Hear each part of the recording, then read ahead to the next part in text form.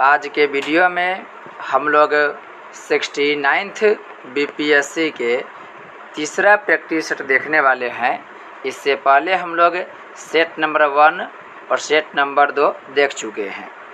जैसा कि आप सब जानते हैं कि अभी वर्तमान में हम लोग रुक्मिणी प्रकाशन के जो प्लेटफॉर्म के प्रैक्टिस सेट है उसे कवर कर रहे हैं। और ये जो प्रैक्टिस सेट है ये एसडीएम राहुल सिन्हा के दिशा निर्देशन में तैयार किया गया है। तो जैसे ही यह सीरीज कंप्लीट कर दिया जाएगा हम लोग किसी अन्य प्रकाशन पर चर्चा करेंगे।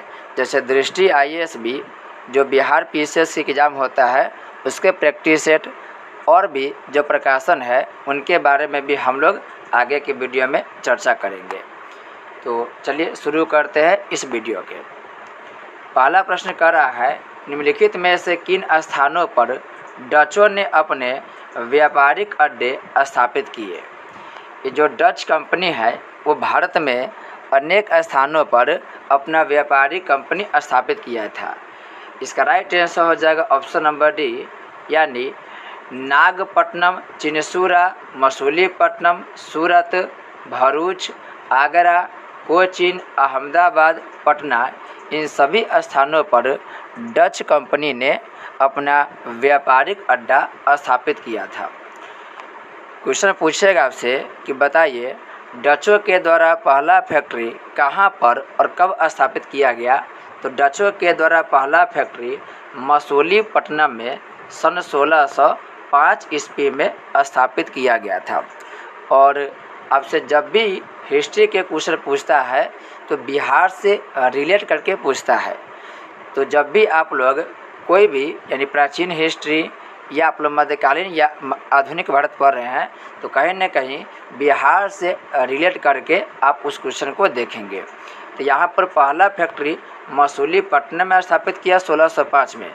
और बिहार के बात करें तो बिहार के पटना में डचों के द्वारा सन 1632 ईस्वी में अपना व्यापारी कोठी स्थापित किया गया।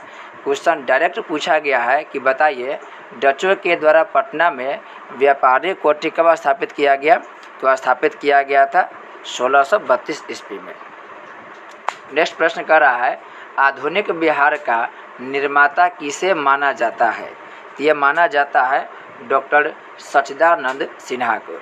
इन्हें आधुनिक बिहार के निर्माता या आधुनिक बिहार के जनक कहा जाता है। नेक्स्ट क्वेश्चन है, तृतीय आंग्ल मराठा युद्ध जुड़ा है। इससे पहले हम लोग प्रैक्टिस सेट नंबर 1 और 2 में मराठा युद्ध और अंग्रेज़ों के साथ जहाँ जहाँ भी युद्ध हुआ, जैसे कि मैसूर के साथ, कर्नाटका के साथ, फिर आप देखें वर्मा के साथ, सिख के साथ, उन सब के हम लोग चर्चा किए हैं। तो तृतीय आंग्ल मराठा युद्ध की बात करें तो यह जुड़ा हुआ है, करा कि तृतीय मराठा युद्ध जुड़ा है। तो किससे जुड़ा है। क्वेश्चन नंबर 3 का आंसर हो जाएगा, इसका राइट आंसर हो जाएगा डी, उपरोक्त में से कोई नहीं। तृतीय जो आंग्ल मराठा युद्ध है उसका संबंध लॉर्ड हेस्टिंग्स से है। लॉर्ड हेस्टिंग्स से है। बात करें आंग्ल मराठा युद्ध के तो टोटल 3 आंग्ल मराठा युद्ध के बारे में क्वेश्चन पूछा जाता है। आपको बताए थे कि प्रथम आंग्ल मराठा जो युद्ध हुआ था वह हुआ था सन 1775 में, दूसरा किया गया था 1803 में और तीसरा हुआ था सन 1817 ईस्वी में। तो तीसरा आंग्ल मराठा युद्ध की बात करें तो सन 1817 ईस्वी से लेकर सन 1819 ईस्वी तक चला था। और इसी तीसरे मराठा युद्ध की बात करें तो इसका संबंध लॉर्ड हेस्टिंग्स से है। इस तरह से इसका राइट आंसर हो जाएगा डी, इनमें से इसका राइट आंसर हो जाएगा डी, इनमें से कोई नहीं। नेक्स्ट प्रश्न कर रहा है, किस गवर्नर जनरल के कार्यकाल में ईस्ट इंडिया कंपनी को मुगल बादशाह शाह आलम द्वितीय द्वारा बंगाल, बिहार तथा उड़ीसा में दीवानी अधिकार दिए गए। इसका राइट आंसर हो जाएगा option number A, Lord Clive. आपको पता होगा कि सन 1765 ईस्वी में, सन 1765 के डेट याद रखेंगे, सन 1765 ईस्वी में इलाहाबाद की संधि होती है और इसी संधि के द्वारा अंग्रेज़ों को बिहार, बंगाल तथा उड़ीसा की दीवानी अधिकार प्राप्त हो जाता है। कॉर्नवालिस की बात करें तो भारत में अस्थायी बंदोबस्त शुरुआत किए थे। पाँचवा प्रश्न की बात करें तो पाँचवा प्रश्न कर रहा है, भारत में अंग्रेजों के राजस्व प्रशासन के संदर्भ में निम्नलिखित में से कौन रैयतवारी बंदोबस्त था? इसके कार्यान्वयन से संबंध होने के लिए जाना जाता है। पाँचवा के राइट आंसर हो जाएगा थॉमस मुनरो। रैयतवारी बंदोबस्त की बात करें तो इसको शुरुआत किया था थॉमस मुनरो और साथ साथ इनके साथ था कैप्टन रीड। तो याद करें थॉमस मुनरो और कैप्टन रीड, इन दोनों के द्वारा रैयतवारी बंदोबस्त की शुरुआत किया गया था। यहाँ पर एक शब्द रैयत, रैयत के मतलब किसान होता है, ध्यान रखेंगे। रैयतवारी व्यवस्था में ज़मीन के मालिक किसान को बना दिया गया था और भारत में 3 प्रकार की व्यवस्था लागू किया गया था। एक था रैयतवारी, एक था महालवारी और एक था अस्थाई बंदोबस्त। तीनों को याद रखेंगे, रैयतवारी, महालवारी और तीसरा था रैयतवारी था, महालवारी और अस्थाई बंदोबस्त था। नेक्स्ट प्रश्न कर रहा है, ब्रिटिश शासन के दौरान भारत में उद्योगों का स्वतंत्र विकास नहीं हुआ, इसका कारण था? तो इसका कारण हो जाएगा भारी उद्योगों का अभाव।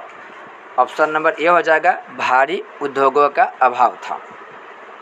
नेक्स्ट प्रश्न है, 7वां प्रश्न कर रहा है, निम्नलिखित युग्म में से कौन सा सही सुमेलित नहीं है? पहला है वी.डी. सावरकर और वी.डी. सावरकर के द्वारा the Indian war of independence book लिखा गया, ये राइट आंसर है। आर.सी. मजमूदार द सिपाही म्यूटिनी एंड रिवोल्ट ऑफ 1857, ये भी कथन सही है, ये बुक के नाम दिया गया है। राधा कमल मुखर्जी की बात करें तो राधा कमल मुखर्जी अवध इन रिवोल्ट नहीं लिखे थे, यह क्या होगा? गलत कथन हो जाएगा। नेक्स्ट डी का रहा है एस.बी. चौधरी और एस.बी. चौधरी के द्वारा द इंडियन म्यूटिनीज लिखा गया था। यहाँ पर बात करें अवध इन रिवोल्ट, तो अवध इन रिवोल्ट की बात करें तो इसके लेखक रुद्रांश मुखर्जी हैं। रुद्रांश मुखर्जी अवध इन रिवोल्ट के लेखक है, रुद्रांश मुखर्जी। तो इस तरीके से इसका राइट आंसर हो जाएगा, ऑप्शन नंबर सी गलत है। नेक्स्ट प्रश्न की बात करें तो नेक्स्ट प्रश्न कर रहा है, निम्नलिखित घटना पर विचार कीजिए। यहाँ पर कुछ विद्रोह के नाम दिया गया है और आपसे पूछ रहा है कि कौन सा विद्रोह ये पहले हुआ था, इनके घटना के बारे में आपको बताना है। तो नील विद्रोह के बारे में पिछले वीडियो में चर्चा किए थे। नील विद्रोह की बात करें तो इसका समय अवधि है 1859 से 60। संथाल विद्रोह बहुत प्रसिद्ध विद्रोह है, यह हुआ था 1855-56 में। 1855 इसका राइट आंसर होगा। दक्कन विद्रोह की बात करें तो दक्कन विद्रोह के समय हो गया 1874 से 75, 74 से 75। और सिपाही विद्रोह सबको पता है, ये 1857 में हुआ था। तो आप आंसर लगा सकते हैं। इसके राइट आंसर की बात करें तो आंसर नंबर डी हो जाएगा 2413। क्या होगा? 2413। पहले कौन हो जाएगा, यहाँ पर ध्यान दें, 1855 में संथाल विद्रोह, फिर हो जाएगा चौथा नंबर 1857 में, देखिए ये हो गया सिपाही विद्रोह हो गया। फिर उसके बाद तीसरा नंबर प्रश्न हो जाएगा दक्कन विद्रोह 1875 और नील विद्रोह हो जाएगा 1800। फिर से इसको देखेंगे, इसका राइट आंसर हो जाएगा 2413। आप मिला सकते हैं, 1855 हो गया, आप देख लीजिए कुछ गड़बड़ होगा तो मिला सकते हैं। यहाँ पर 1855 यहाँ पर दिया है, या संथाल विद्रोह के टाइम दिया है। नील विद्रोह देखिए 1859-60 में दिया हुआ है। दक्कन विद्रोह 1874-75 में और जो सिपाही विद्रोह वो 1857 में हुआ था। आप इसको ध्यान से मिला लेंगे। नेक्स्ट प्रश्न का 9वां नंबर क्वेश्चन का रहा है, बहावी आंदोलन के बारे में क्या सही है? बीपीएससी के फेवरेट क्वेश्चन है, पिछले सेट में भी चर्चा किए थे। बहावी आंदोलन के बारे में यह कथन क्या है? पहला ऑप्शन का रहा है यह पाश्चात्य प्रभाव के विरुद्ध प्रक्रिया थी, ये बिल्कुल सही बात है। इसका लक्ष्य इस्लाम का प्रचार प्रसार था, ये भी बिल्कुल सही बात है। तीसरा करा यह 1888 तक चला, ये भी क्या है? सही है। इस तरीके से इसका आंसर हो जाएगा ऑप्शन नंबर डी, उपरोक्त में से एक से अधिक होगा। नेक्स्ट 10वां नंबर क्वेश्चन की बात करें तो 10वां नंबर क्वेश्चन कर रहा है डेविड हेयर और अलेक्जेंडर डफ के साथ मिलकर निम्नलिखित में से किसने कलकत्ता में हिंदू कॉलेज की स्थापना की। तो हिंदू कॉलेज की स्थापना की बात करें तो ये किए थे राजा राम मोहन राय। राजा राम मोहन राय याद रखेंगे, डेविड हेयर और अलेक्जेंडर डफ के साथ मिलकर के राजा राम मोहन राय हिंदू कॉलेज की स्थापना किए थे। राजा राम मोहन राय से 2-3 किताब पूछता है, याद रखेंगे मीरातुल अखबार, ब्रह्मनिकल मैगजीन, ये सभी बुक राजा राम मोहन राय के द्वारा लिखा गया है। मीरातुल अखबार, ब्रह्मनिकल मैगजीन, एक है संवाद कौमुदी, ये सभी राजा राम मोहन राय के द्वारा लिखा गया है। और 1828 ईस्वी में ब्रह्म समाज की स्थापना भी राजा राम मोहन राय के द्वारा ही किया गया। 11 नंबर क्वेश्चन कर रहा है निम्नलिखित में से किस आंदोलन से गांधी जी संबंधित नहीं थे। तो गांधी जी खिलाफत आंदोलन से संबंधित थे। सन 1919 से 20 ईस्वी में खलीफा के पद को लेकर जो खिलाफत आंदोलन हुआ था उसमें गांधी जी जुड़े हुए थे। व्यक्तिगत जो सत्याग्रह आंदोलन है उससे भी जुड़े हुए थे, 1940 में हुआ था। भारत छोड़ो आंदोलन 1942 में गांधी जी का योगदान था, लेकिन स्वदेशी आंदोलन से गांधी जी का संबंध नहीं है। तो इसका राइट आंसर हो जाएगा ऑप्शन नंबर डी, स्वदेशी आंदोलन से गांधी जी का संबंध नहीं है, क्योंकि स्वदेशी आंदोलन 1905-6 ईस्वी में हुआ था और गांधी जी भारत में आए थे सन 1915 ईस्वी में दक्षिण अफ्रीका से। तो जो दादा भाई नौरोजी लोग हो गए उन लोगों के द्वारा स्वदेशी मूवमेंट चलाया गया था। नेक्स्ट प्रश्न कर रहा है कांकोरी केस के अभियुक्तों के बचाव हेतु किसकी अध्यक्षता में एक समिति का गठन हुआ था। 12 के राइट आंसर हो जाएगा गोविंद वल्लभ पंत, कभी कभी शॉर्ट नाम दे देता है जीवी पंत। तो जीवी पंत यानी गोविंद वल्लभ पंत के द्वारा काकोरी केस के अभियुक्तों के बचाव के लिए समिति का गठन हुआ था। काकोरी केस के जो नाम है वो बदल गया है, पहले नाम था काकोरी ट्रेन डकैती, अब हो गया है काकोरी ट्रेन एक्शन। इसका नाम हाल फिलहाल में चेंज कर दिया गया है। और बात करें काकोरी कांड के, यह घटा था 9 अगस्त सन 1925 ईस्वी में, 9 अगस्त 1925 ईस्वी में। और 1925 ईस्वी में ही RSS की स्थापना हुआ था। क्वेश्चन पूछता है काकोरी जो ट्रेन डकैती था उसमें भारत के कितने लोगों को फांसी की सजा दी गई। तब ट्रिक से याद रखेंगे इसको R3 यानी ट्रिपल R, और ट्रिपल R के साथ साथ एक अशफाक। तो एक व्यक्ति थे अशफाक उल्लाह खां, इनको फांसी दिया गया। उसके अलावा एक और थे बिस्मिल साहब, अब इसका पूरा नाम बताएंगे हम, बिस्मिल। एक हो गया राजेंद्र लाहड़ी। देखिए काकोरी कांड के जो अभियुक्त है उनके नाम की बात करें तो याद रखेंगे जिनको फांसी दिया गया। बहुत लोग को फांसी नहीं हुआ था, लेकिन 4 लोग को फांसी दिया गया था और उनसे क्वेश्चन पूछा जाता है। एक हो जाएंगे राम प्रसाद बिस्मिल। उसके अलावा बात करें तो अभी बताए थे आपको अशफाक उल्लाह खां। इसके अलावा राजेंद्र लाहड़ी, देखिए डबल R में हो जाएगा राजेंद्र लाहड़ी। और एक और नाम आ जाएगा R से, ठाकुर रोशन लाल सिंह।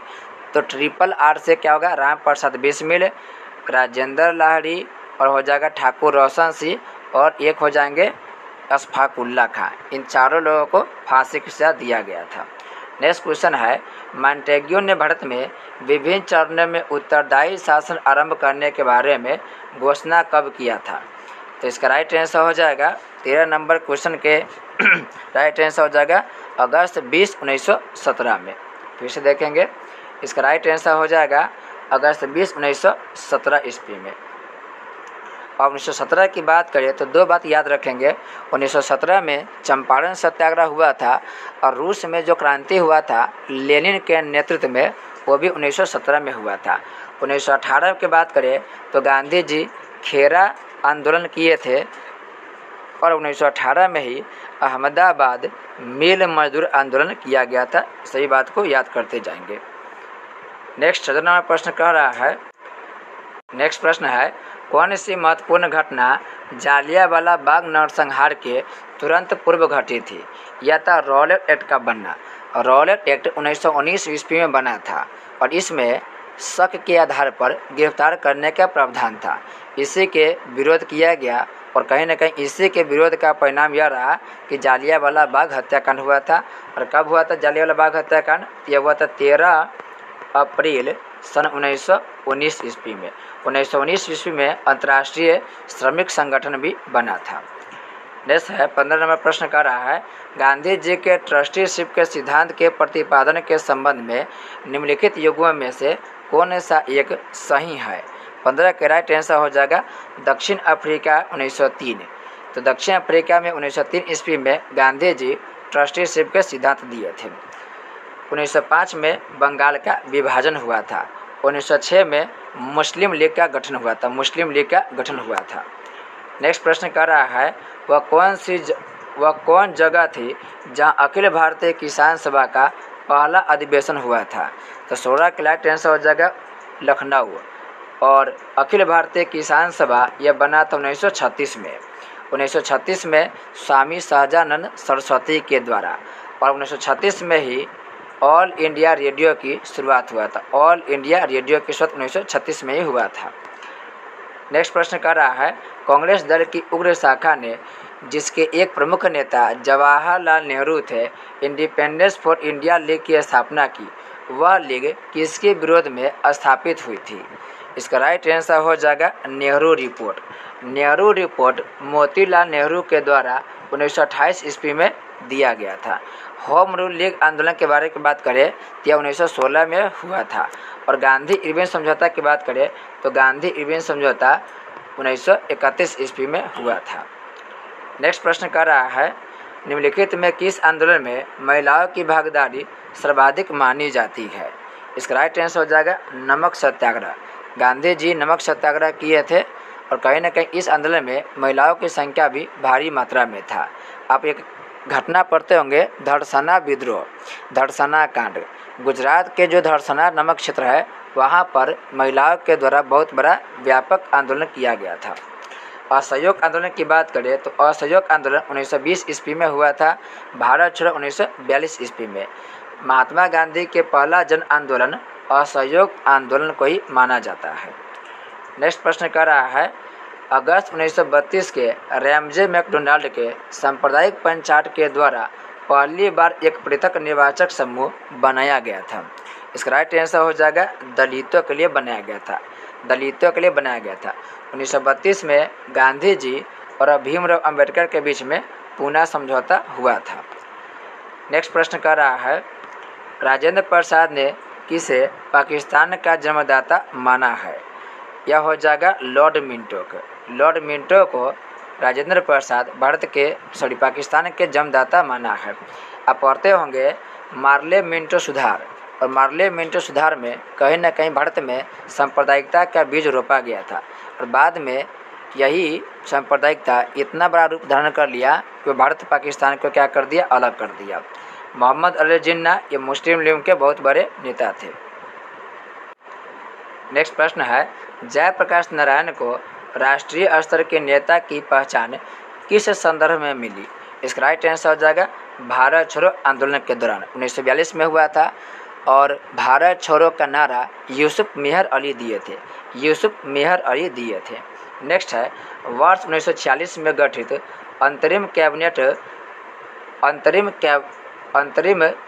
अंतरिम सरकार की उपाध्यक्षता किसने की थी?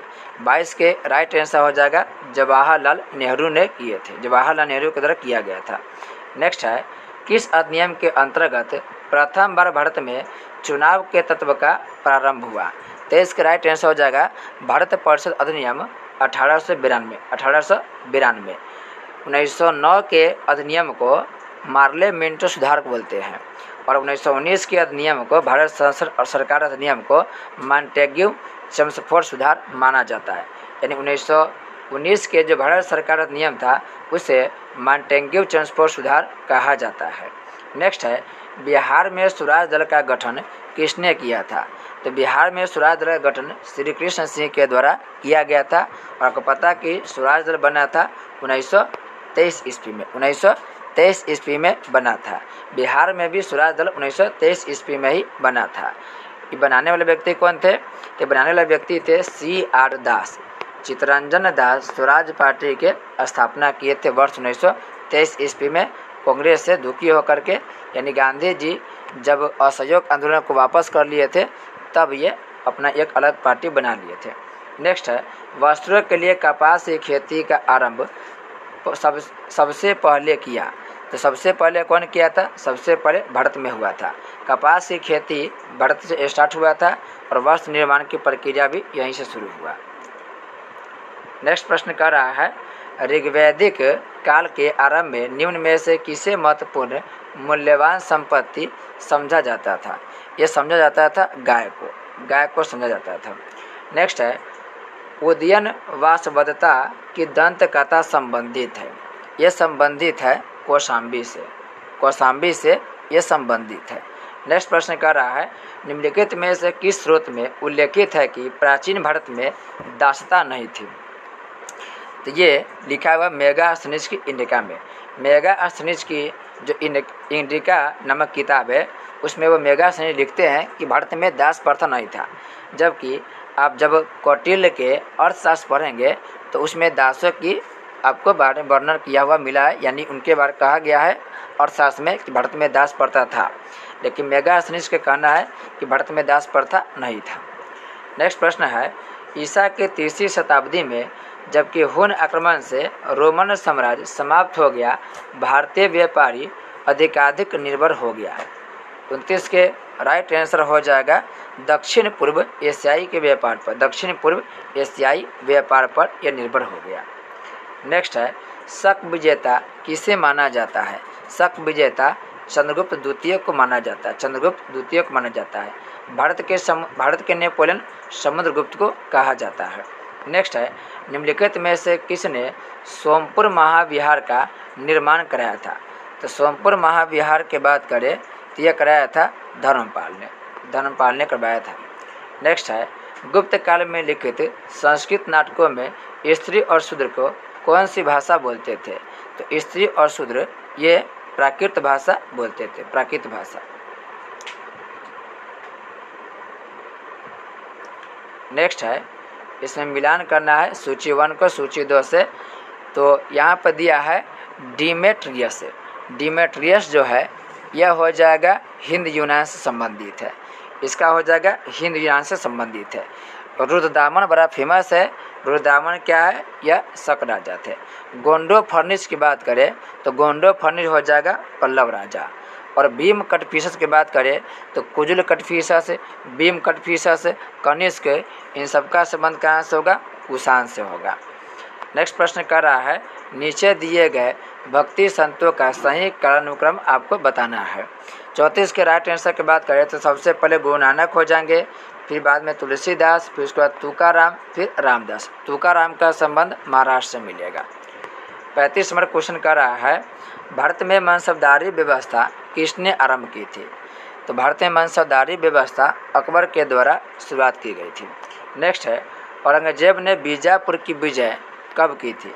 तो औरंगजेब बीजापुर को 1686 ईस्वी में प्राप्त किया था, 1686 ईस्वी में प्राप्त किया था।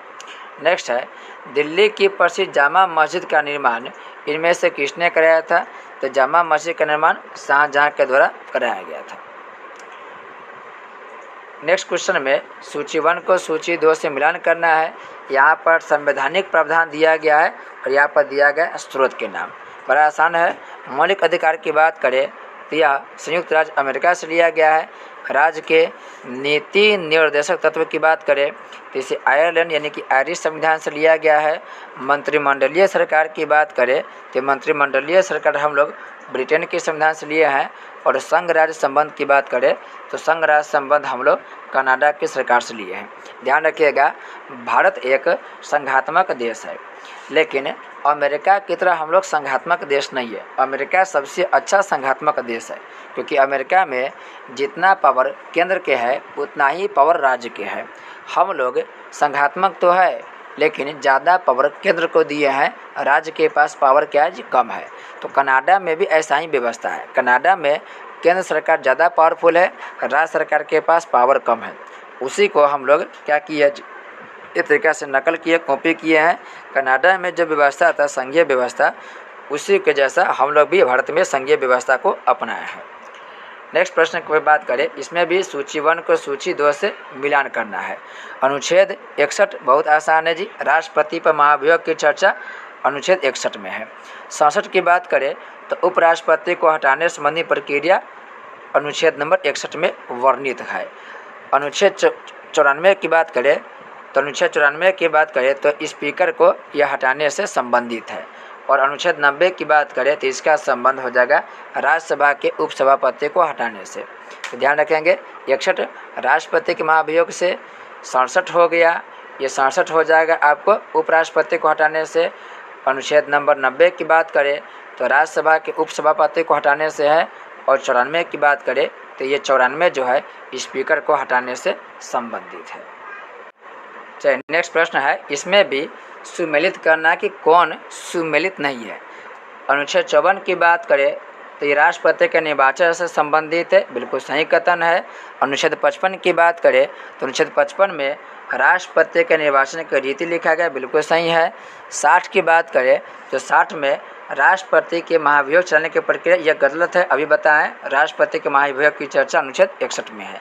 फिर अनुच्छेद 123 में 1, 2, 3 में अध्यादेश प्रख्यापित करने की राष्ट्रपति, देखिए इसमें थोड़ा अलग लिखा हुआ है, राष्ट्रपति अध्यादेश जारी करता है आर्टिकल नंबर 1, 2, 3 के द्वारा, यानी कि 123 के द्वारा।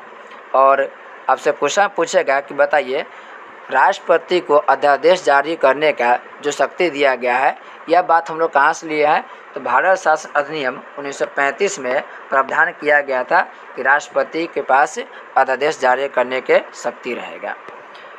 नेक्स्ट क्वेश्चन कर रहा है, भारतीय संविधान के निम्नलिखित अनुच्छेदों में से किस एक के अंतर्गत विधान परिषद की स्थापना या समाप्ति की व्यवस्था की गई है।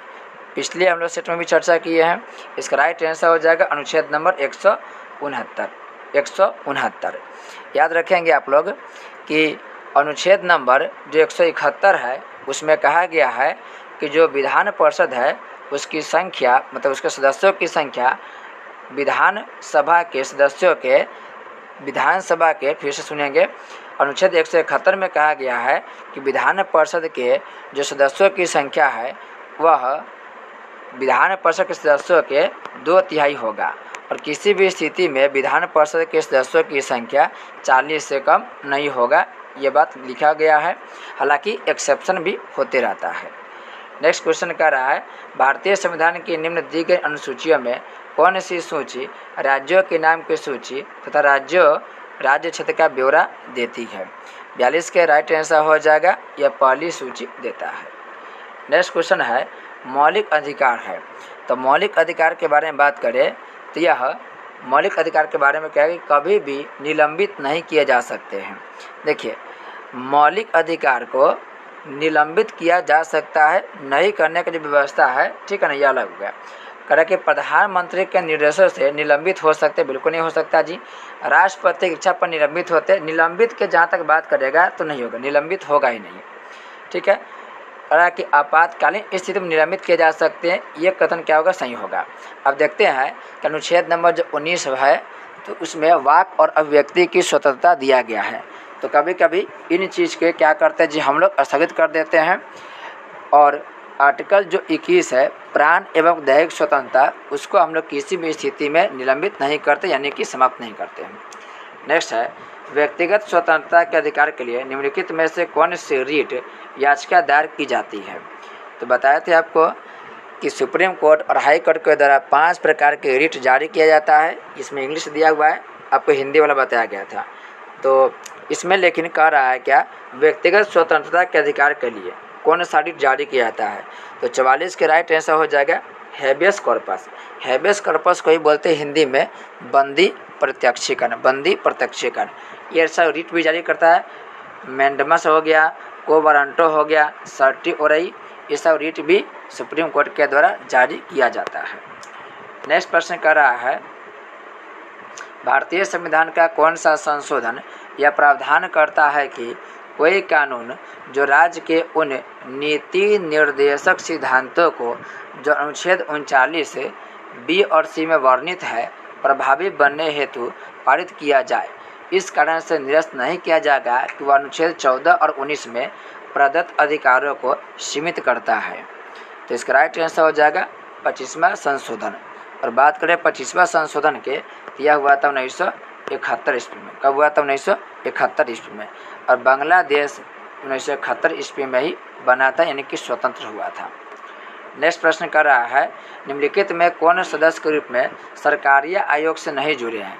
तो सरकारिया आयोग से जस्टिस R.M. सरकारिया ये जुड़े हुए हैं, V. शिवारमन ये भी जुड़े हुए हैं, और डॉक्टर S.R. सेन ये भी जुड़े थे।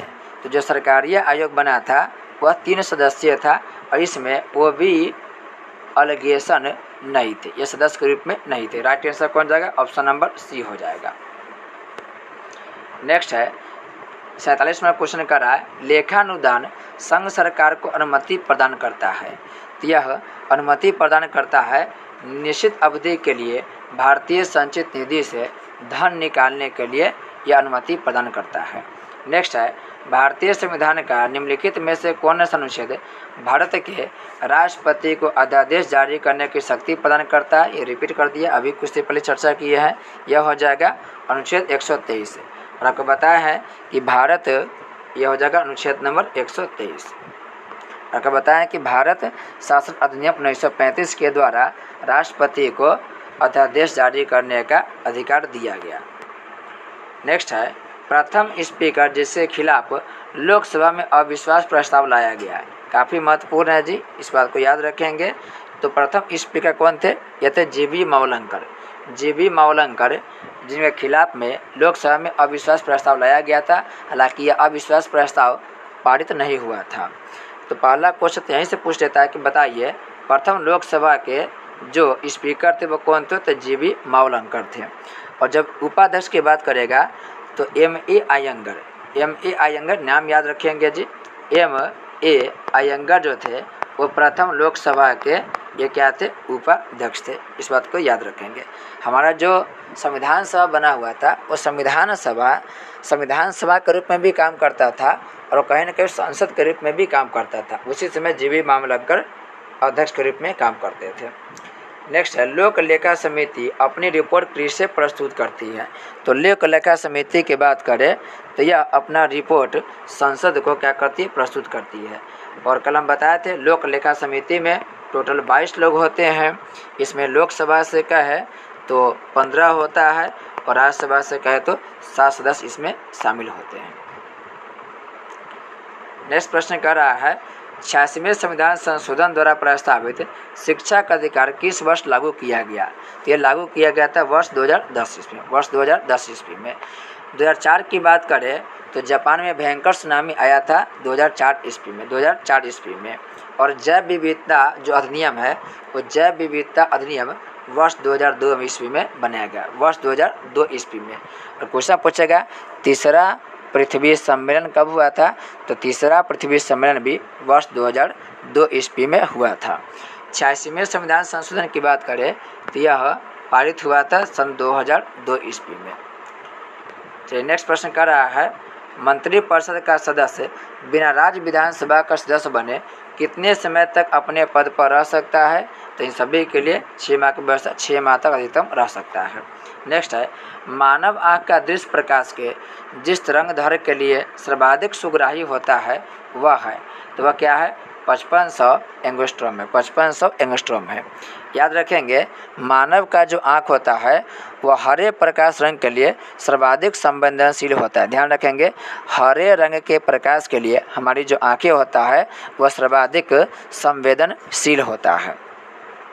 नेक्स्ट क्वेश्चन की बात करें तो कह रहा है नेक्स्ट क्वेश्चन में, ध्वनि की पुनरुत्पाद के लिए एक सीडी के फुल फॉर्म होगा कॉम्पैक्ट डिस्क ऑडियो प्लेयर में प्रयुक्त होता है। फिर से देखेंगे क्वेश्चन कर रहा है कि ध्वनि के पुनरुत्पाद के लिए एक सीडी यानी कि कॉम्पैक्ट डिस्क ऑडियो प्लेयर में प्रयुक्त होती है।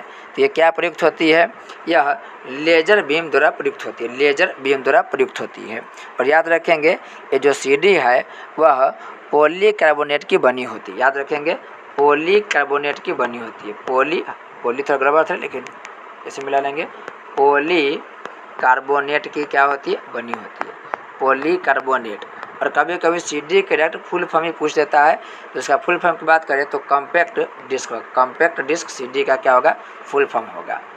नेक्स्ट प्रश्न की बात करें तो कह रहा है कि परा उच्च आवृत्ति UHF यानी कि अल्ट्रा हाई फ्रीक्वेंसी की तरंगें सामान्यतः संचारित की जाती है।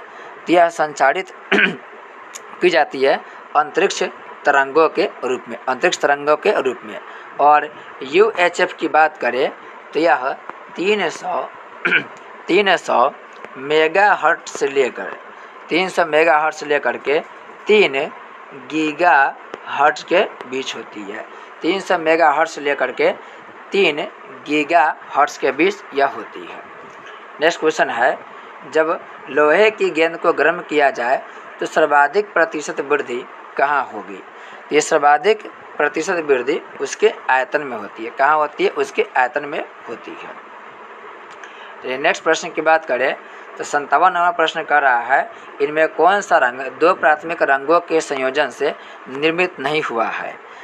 तो नहीं हुआ है की बात करें तो इसका राइट आंसर होगा नीला, क्योंकि नीला की बात करें तो ये प्राथमिक रंग में आता है। 3 प्राथमिक रंग है, शॉर्टकट में नाम याद रखिएगा नीला। नी से नीला, ल से लाल, ह से हरा, ये तीनों प्राथमिक रंग है। इसमें पूछा कि प्राथमिक रंग के संयोजन से कौन सा रंग बना है, तो इसमें कौन कौन रंग बनता है जी? तो देख लीजिए, पीला बनेगा, मैजेंटा बनेगा, पीकॉक ब्लू, ये सभी प्राथमिक रंग के संयोजन से बनेगा। नेक्स्ट है, अगर किसी वस्तु का फोकस अवतल दर्पण पर पड़ता है तो उसकी छाया कैसी बनेगी? उसकी छाया की बात करें तो यह अनगिनत बनेगी। कैसे बनेगी? अनगिनत बनेगी। अवतल दर्पण कैसे बनता है? तो ये अवतल दर्पण होगा। ये अवतल दर्पण हो गया। अवतल का मतलब है ये धंसा हुआ है। अभी अवतल दर्पण में देखेंगे तो यहाँ पर हो गया P, यहाँ पर देखेंगे तो F हो गया, फिर यहाँ पर हो गया आपको सेंटर, और ये बहुत दूर पर अनंत हो जाएगा। जब हम अनंत पर वस्तु को रखते हैं तो प्रतिबिंब बनता है फोकस पर। प्रतिबिंब कहाँ बनता है जी? फोकस पर। जब C और अनंत के बीच रखते हैं वस्तु को तो प्रतिबिंब बनता है F और C के बीच। एक पूरा वीडियो होगा ट्रिक के कि अवतल लेंस, उत्तल लेंस, अवतल दर्पण, उत्तल दर्पण कि कहाँ पर वस्तु रखेंगे तो प्रतिबिंब कहाँ बनेगा, सीधा बनेगा, उल्टा बनेगा, बड़ा बनेगा, छोटा बनेगा, आभासी बनेगा, काल्पनिक बनेगा। इसका प्रॉपर एक ट्रिक के माध्यम से बताया गया वीडियो। आप प्ले लिस्ट में जाकर सर्च जब मारेंगे कि अवतल दर्पण से ट्रिक कैसे बना बाय इंगटॉक इंग्लिश क्लासेस, तो इंगटॉक इंग्लिश क्लासेस के प्ले लिस्ट में जा करके आप डिटेल से देख सकते हैं। साइंस के बहुत सारा ट्रिक के वीडियो वहाँ पर बनाया गया है। चलिए नेक्स्ट प्रश्न की बात करें तो नेक्स्ट प्रश्न कर रहा है, विद्युत उपकरणों में अर्थ का प्रयोग होता है। तो इसका प्रयोग होता है सुरक्षा के लिए। सुरक्षा के लिए इसलिए क्योंकि जब अर्थ होता है तब वो बिजली को पास कर देता है ज़मीन में और किसी व्यक्ति को करंट नहीं लग पाता है। करंट के खतरा से क्या होता है जी? दूर हो जाता है। नेक्स्ट क्वेश्चन कर रहा है, किस परमाणु नाभिक का आइसोटोप वह नाभिक है जिसमें, इसकी चर्चा हम लोग पिछले सेट में भी किए थे। इसका राइट आंसर हो जाएगा प्रोटॉनों की संख्या समान होती है परंतु न्यूट्रॉनों की संख्या क्या होगी? भिन्न भिन्न होती है। प्रोटॉनों की संख्या समान होगा लेकिन न्यूट्रॉन की संख्या क्या होगा? अलग होगा। नेक्स्ट में ये मिलान करना देखिए बड़ा टफ ये आता है। देखिए ये जो है यह एक समझे कि टफ टॉपिक में आता है, लेकिन अगर आप प्ले लिस्ट के ऑप्शन में जा करके मेरा वीडियो देखेंगे तो आपको 9th क्लास के ये जो दिया गया है ये पूरा का पूरा 9th क्लास के बायोलॉजी से दिया गया है। तब प्ले लिस्ट में जा करके जब आप सर्च करेंगे जीवों में विविधता, तो जीवों में विविधता के जो 9th क्लास के भारतीय भवन का बुक है उसका पूरा ऑब्जेक्टिव क्वेश्चन 1.5 घंटा का वीडियो होगा। उसमें पूरा के पूरा जितने भी जंतु वर्ग है, पादप वर्ग है, सभी के बारे में बताया डिटेल से, पादप वर्ग और जंतु वर्ग दोनों के बारे में। इसका हम लोग सिर्फ चर्चा कर लेंगे इसका आंसर के। एनिलिडा की बात करें तो एनिलिडा में वास्तविक देह गुहा होता है। अब वास्तविक देह गुहा क्या होता है उस वीडियो में डिटेल से बताया है। आर्थ्रोपोडा की बात करें तो यह जंतु जगत का सबसे बड़ा संघ होता है। ये काफ़ी महत्वपूर्ण, याद रखेंगे आर्थ्रोपोडा के बारे में। मोलस्का की बात करें तो इसमें खुला संवहनी तंत्र होता है। और एकाइनोडर्मेटा की बात करें तो इसकी त्वचा कांटों से आच्छादित यानी कि इसकी त्वचा पर कांट विद्यमान होता है। इसका डिटेल से हम चर्चा किए हैं। अब जब जाएंगे तो वर्गीकी के सारा बात वहाँ पर डिटेल से बताया गया है। कुछ आवश्यक ट्रिक भी वहाँ पर बताया गया है। नेक्स्ट प्रश्न है, आणविक संरचना के बारे में निम्नलिखित में से कौन सा कथन सही है? कौन सा कथन सही? डायरेक्ट हम लोग इसके आंसर पे आ जाएंगे। इसका आंसर होगा ऑप्शन नंबर सी, प्रोटॉन तथा न्यूट्रॉन न्यूक्लियस में होते हैं तथा इलेक्ट्रॉन न्यूक्लियस के इर्द गिर्द चक्कर लगाते हैं। काफ़ी आसान क्वेश्चन, मुझे नहीं लगता है किसी बच्चा को नहीं आता होगा। जैसे ये परमाणु है तो यहाँ पे नाभिक में प्रोटॉन न्यूट्रॉन, न्यूक्लियस में प्रोटॉन न्यूट्रॉन होगा, इसके बाहरी कक्षा में क्या होगा? इलेक्ट्रॉन चक्कर लगाता है। काफ़ी आसान प्रश्न है ये। नेक्स्ट प्रश्न है, निम्नलिखित में कौन सा युग्म सही सुमेलित नहीं है? इसमें क्या सही सुमेलित कौन नहीं है? इसका राइट आंसर जाएगा plaster of Paris calcium carbonate. यह जो दिया है यह सुमेलित नहीं है। अब इसकी चर्चा करेंगे डिटेल से हम लोग। धोबन सोडा दे रहा है तो धोबन सोडा को हम लोग सोडियम कार्बोनेट बोलते हैं। धोबन सोडा को हम लोग सोडियम कार्बोनेट ही बोलते हैं और इसका सूत्र हमेशा पूछता है, इसलिए याद रखेंगे। इसके सूत्र की बात करें तो सूत्र हो जाएगा Na2CO3 इंटू 10H2O 10H2O। जब भी धोबन सोडा की बात करें तो पानी की मात्रा क्या होगा? ज़्यादा होगा, 10H2O होगा, याद रखेंगे। बेकिंग सोडा को सोडियम हाइड्रोजन कार्बोनेट भी कहा जाता है, सोडियम हाइड्रोजन कार्बोनेट कहा जाता है। इसके सूत्र की बात करें तो इसका सूत्र हो जाएगा NaHCO3 हो जाएगा। कॉपर सल्फेट यानी नीला थोथा की बात करें तो इसका सूत्र हो जाएगा, इसका सूत्र याद रखेंगे CuSO4 इंटू 5H2O हो जाएगा। इसे हम लोग तूतिया भी बोलते हैं। CuSO4 into 5H2O। Plaster of Paris की बात करें तो याद रखें प्लास्टर ऑफ पेरिस और जिप्सम दोनों के सूत्र याद रखेंगे। प्लास्टर ऑफ पेरिस की बात करें तो इसका सूत्र हो जाएगा CaSO4 इंटू हाफ H2O। और जब हमको जिप्सम के सूत्र बनाना होगा तो CaSO4 रहेगा, बस यहाँ पर हाफ के जगह पर क्या होगा? 2H2 हो जाएगा, 2H2O हो जाएगा। तो वीडियो को पॉज करके आप लोग अगर नहीं पता है तो इन सभी रासायनिक सूत्र को लिख लेंगे। हमेशा इन सब से क्वेश्चन पूछा गया है। हमेशा देखें जिप्सम से और प्लास्टर ऑफ पेरिस से मिलान करने से संबंधित क्वेश्चन पूछ देता है। चलिए अगला प्रश्न की बात करें तो अगला प्रश्न कर रहा है, स्वर्णकारों द्वारा प्रयोग में आने वाला एक्वारेजिया निम्नलिखित को मिलाकर बनाया जाता है। देखिए ये सब बेसिक क्वेश्चन है, कोई हार्ड क्वेश्चन है नहीं। इसका राइट आंसर होगा नाइट्रिक अम्ल तथा हाइड्रोक्लोरिक अम्ल HNO3 और इसी को हम मिला देते हैं कितना? 3 HCl से। तो 3 HCl एक HNO3, इन दोनों को मिलाकर क्या बनाते हैं? एक्वारेजिया। और एक्वारेजिया इतना प्रबल होता है यह सोना और प्लेटिनम दोनों को क्या करता है जी? यह गला देता है। नेक्स्ट प्रश्न कर रहा है, जर्मन सिल्वर एक मिश्र धातु है। तो जर्मन सिल्वर को याद रखेंगे नेताजी जर्मनी गए। एक ट्रिक याद रखेंगे, नेताजी जर्मनी गए। नेताजी कहाँ गए? जर्मनी गए। तो जर्मनी से हो जाएगा जर्मन सिल्वर, ने से हो जाएगा निकेल, ता से हो जाएगा तांबा, ता से हो जाएगा तांबा यानी कि कॉपर, और जी से हो जाएगा जिंक। इसका ट्रिक हो जाएगा नेताजी जर्मनी गए, यानी कि नेताजी जो है वो जर्मन सिल्वर के क्या है? मिश्र धातु है। ने से देखें निकेल, ता से तांबा यानी कि कॉपर, जी से जिंक। और क्वेश्चन पूछता है कि बताइए जर्मन सिल्वर में सिल्वर कितना % होता है? तो 0%। नाम में बस सिल्वर है लेकिन इसमें सिल्वर नहीं होता है। नेक्स्ट है, निम्नलिखित युगों में से कौन सुमेलित नहीं है? करा कि सुमेलित नहीं है। पहला करा फ्लोरीन युक्त कार्बनिक यौगिक है। देखिए यही इसका क्या होगा? राइट आंसर हो जाएगा। जो फ्लोरीन है यह कार्बन के अपर रूप है, कार्बन के क्या है? अपर रूप है, ना कि यह फ्लोरीन युक्त कोई कार्बनिक यौगिक है। राइट आंसर क्या होगा? ये हो जाएगा।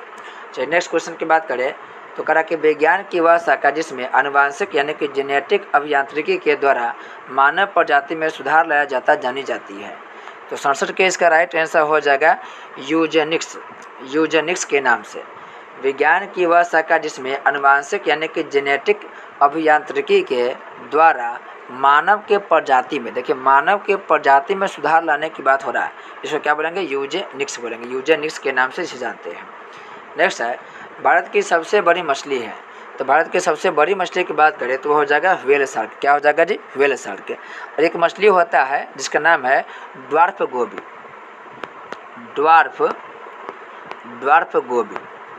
ये जो ड्वार्फ गोबी की बात करें तो ड्वार्फ गोबी सबसे छोटी समुद्री मछली होती है। सबसे छोटी समुद्री मछली ये ड्वार्फ गोबी होता है।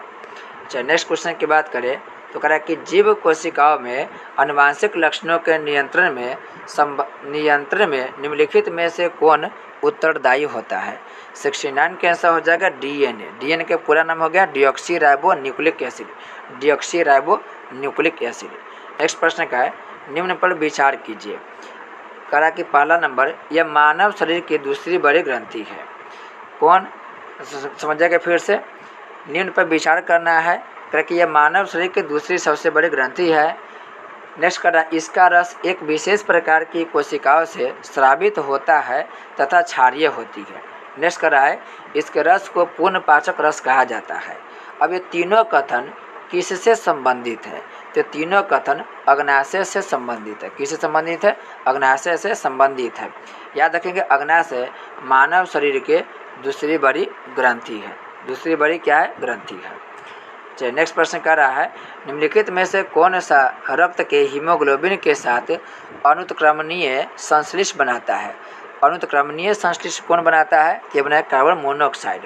अगर बाहरी वातावरण में कार्बन मोनोऑक्साइड है और ऑक्सीजन है तो हमारा खून और हमारे खून में जो हीमोग्लोबिन है वो कार्बन मोनोऑक्साइड को ज़्यादा पसंद करेगा और कार्बन मोनोऑक्साइड के साथ रिएक्शन करके वो शरीर के अंदर ले जाएगा। ऑक्सीजन को क्या करेगा वो छोड़ देगा। कार्बन मोनोऑक्साइड के साथ ये ज़्यादा घुल मिल जाता है। इसका right answer carbon monoxide. Next question कर रहा है मानव में शरीर के निम्नलिखित भागों में से किस एक में शुक्राणु डिम्ब को निषेचित करता है। 72 का राइट आंसर हो जाएगा डिम्बवाहिनी नली में। डिम्बवाहिनी नली में। चलिए नेक्स्ट प्रश्न कर रहा है 73 नंबर में कह कि सूची 1 को सूची 2 से मिलान करना है। यहाँ पर अंतःस्रावी ग्रंथि दिया हुआ है और उससे कह रहा है कि स्रावित जो हार्मोन होता है तो उससे जो स्रावित हार्मोन है उसके बारे में दिया गया है। बात करें जनन ग्रंथि से तो जनन ग्रंथि से प्रोजेस्टेरोन नामक हार्मोन का स्राव होता है। पीयूष ग्रंथि की बात करें तो पीयूष ग्रंथि से वृद्धि हार्मोन निकलता है। अग्नाशय की बात करें तो अग्नाशय से इंसुलिन के निकलता है और अधिवृक्क की बात करें तो इससे कार्टिसोल क्या होता है स्रावित होता है। चलिए नेक्स्ट क्वेश्चन कर रहा है। नेक्स्ट क्वेश्चन है सेरेब्रल पाल्सी एक मस्तिष्क संबंधी विकार है जो सामान्यतः पाया जाता है। यह समानता छोटे बच्चों में पाया जाता है। चलिए नेक्स्ट क्वेश्चन कर रहा है फेनिल कीटोन में उपापचय की जन्मजात भूल का एक उदाहरण है। इस भूल से निर्देश है। इस भूल से क्या निर्देश है तो यह होगा एंजाइम के वंशागत अभाव के भूल से क्या है यह निर्देश है। चलिए नेक्स्ट क्वेश्चन 76 में क्वेश्चन कर रहा है निम्नलिखित में से कौन सा एक पादपों के लिए आवश्यक सूक्ष्म पोषक नहीं है। तो सूक्ष्म पोषक कौन नहीं होगा सोडियम नहीं होगा बाकी सब होगा। पौधों के लिए कम से कम लगभग 16 से 18 पोषक तत्व आवश्यक होता है। याद रखेंगे पादप के लिए 16 से 18 पोषक तत्व आवश्यक होता है। चलिए नेक्स्ट प्रश्न कर रहा है नेक्स्ट है एथेनॉल के व्यावसायिक उत्पादन में कौन सा खमीर प्रयोग में लाया जाता है। यह लाया जाता है सैक्रोमाइसिस सेरेबेसी नामक खमीर प्रयोग में लाया जाता है। 78 में सुमेलित करना है। यहाँ पर दिया वनस्पति के नाम, यहाँ पर दिया उसके उपयोग के नाम। तो ब्राह्मी वनस्पति के उपयोग की बात करें तो यह मस्तिष्क स्फूर्तिदायक होता है, यानी मस्तिष्क को क्या करेगा फुर्तीलावान बना देगा। सदाबहार वनस्पति की बात करें तो यह मधुमेह प्रतिरोधी में योगदान देता है। पुदीना की बात करें तो जो पुदीना है यह पुदीना वातहर यानी पेट में जो भी गैस वगैरह बनता है उसको ठीक करता है। और तुलसी की बात करें तो जो कफ बन जाता है उसको ठीक करता है। आप इसमें से याद रखेंगे एक बहुत वीवीआई पॉइंट, एक सदाबहार वन होता है। उस सदाबहार वन में हम बताए थे पिछले सेट में भी एक पेड़ मिलता है जिसका नाम है हिमालयन यब। और हिमालयन यब नामक जो पौधा है उसमें से एक रसायन निकलता है टेक्सोल। और ये जो टेक्सोल है वह कैंसर के इलाज के रूप में प्रयोग किया जाता है। तो क्वेश्चन पूछता है टेक्सोल का प्रयोग किस में करते हैं तो कैंसर के इलाज में। और क्या कौन पौधा से मिलता है तो हिमालयन यब नामक पौधा से यह प्राप्त होता है। चलिए नेक्स्ट प्रश्न है प्रथम भारतीय संप्रेषण सैटेलाइट एप्पल छोड़ा गया, तो यह छोड़ा गया 19 जून 1981 को, 19 जून 1981 के। अभी वर्तमान में देखिए चंद्रयान के बारे में खूब ज़्यादा चर्चा है और चंद्रयान से आने वाले एग्जाम में क्वेश्चन पूछा ही जाएगा। तो अभी तक हम 3 चंद्रयान छोड़ चुके हैं। पहला चंद्रयान की बात करें तो सन 2008 में हम लोग चंद्रयान पहला लॉन्च किए थे। दूसरा चंद्रयान 2019 में लॉन्च किए थे, हालांकि ये पूरा तरीक़ा से सफल नहीं हो पाया था। अब पढ़े होंगे विक्रम लैंडर जो प्रज्ञान रोवर है विक्रम लैंडर, ये क्या हुआ था सही से, मतलब कि वहाँ पर लैंडिंग में समस्या हो गया और कुछ मिनट के अंतराल पे ही पहले चंद्रयान जो 2 था वो क्रैश कर गया। और उसी के अधूरे काम को पूरा करने के लिए वर्तमान में हम लोग चंद्रयान 3 भेजे हैं और यह भेजे 2023 में। तो याद रखें पहला चंद्रयान 2008 में, दूसरा 2019 में, तीसरा 2023 में हम लोग छोड़े हैं। नेक्स्ट है ब्लीचिंग पाउडर का उपयोग डैश के लिए नहीं किया जाता है। तो ब्लीचिंग पाउडर को ब्रेड बनाने में प्रयोग नहीं करते हैं, बाकी सब में यानी कपास की ब्लीचिंग में करते हैं, पानी को कीटाणु रहित करने के लिए करते, पिछला सेक्शन में बताए थे आपको, रसायनों के ऑक्सीकरण करने के लिए करते, तीनों प्रयोग करते हैं। चलिए नेक्स्ट है निम्नलिखित कथन में विचार करना है। और क्या विचार करना है कि इनमें से कौन सा कथन सही है। तो पहला कथन कह रहा है पॉलिएस्टर एक प्रकार का संश्लेषित रेशा है, बिल्कुल सही बात है।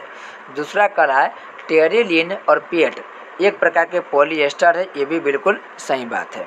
तीसरा कह रहा है पॉलीकोट पॉलिएस्टर और कपास का मिश्रण होता है, बिल्कुल सही। देखिए जब पॉलीकोट पड़ेगा पॉलीकोट, तो पॉली से पॉलिएस्टर और कोट से क्या बन जाएगा कॉटन, तो यह पॉलीकोट पॉलिएस्टर और कपास का मिश्रण होता है, बिल्कुल सही है। नेक्स्ट है एक्रिलिक सबसे प्रबल और हल्का पॉलिएस्टर है, यह कथन गलत होगा क्योंकि सबसे प्रबल की बात करें तो सबसे प्रबल जो होगा वह नायलॉन होगा, न कि एक्रिलिक होगा। तो चौथा क्या होगा गलत हो जाएगा, पहला दूसरा तीसरा क्या होगा उसका राइट आंसर हो जाएगा। चलिए 82 नंबर क्वेश्चन कर रहा है निम्नलिखित में से कौन थर्मोन्यूक्लियर फ्यूजन रिएक्टर का एक उदाहरण है।